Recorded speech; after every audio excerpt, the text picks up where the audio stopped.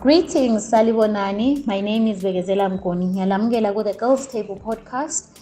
Namhlanje ngifisa ukukhuluma about the root causes of conflict. Kanti I read a research paper that was done by Edward Miguel, where he talks about how poverty leads to violence in less developed countries.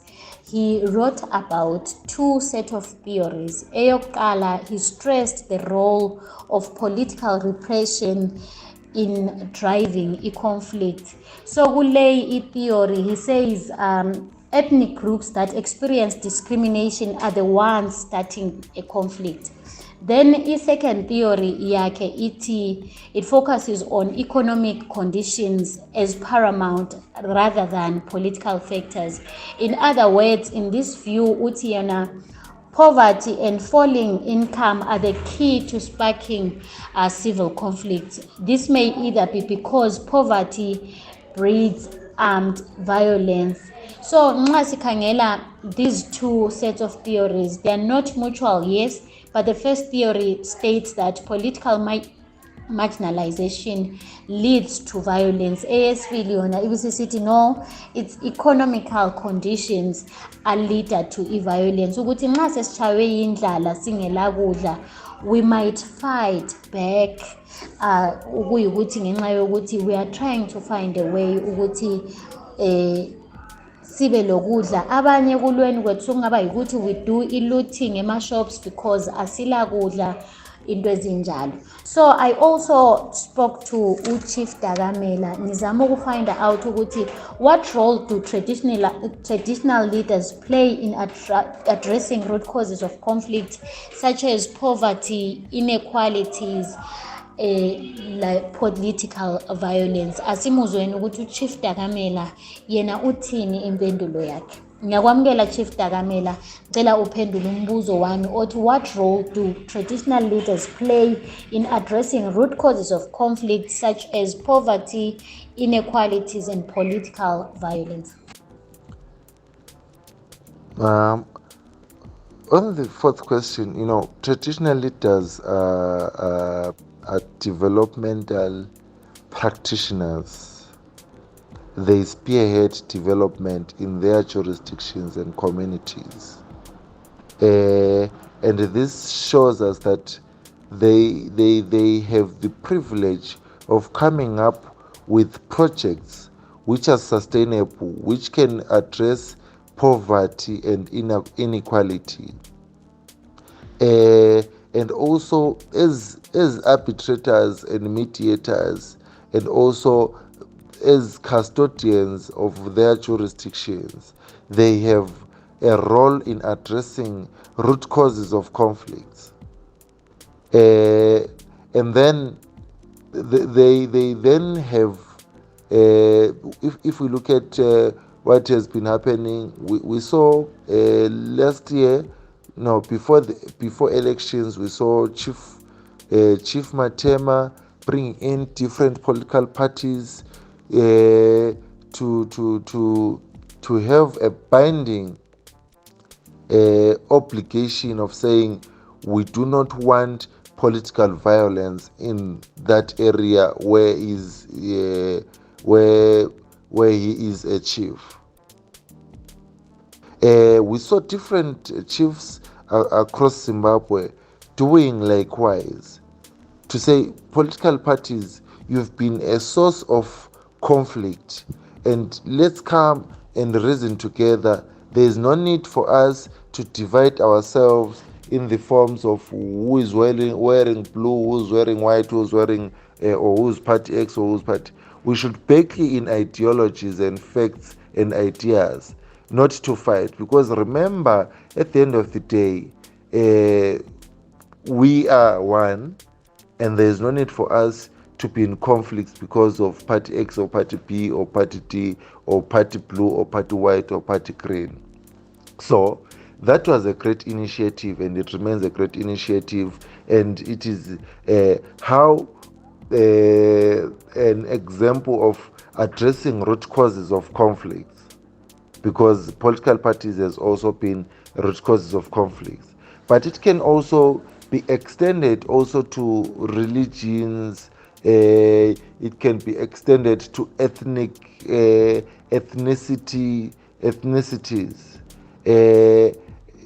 like the divisions between ethnicities and tribes.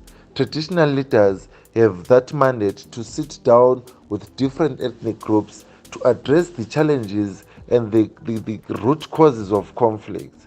So that is the role of traditional leaders, or that ought to be the role of traditional leaders. And also it brings us to this one where we are looking at the Kukurahundi atrocities, where we have traditional leaders being in the forefront to mediate and address the issues to do with the Kukurahundi atrocities, where people still have intrapersonal conflicts and interpersonal and also the intergroups conflicts, where we have inherited the conflicts that happened where the people were estimated during were killed and abused, tortured during Kukurahundi.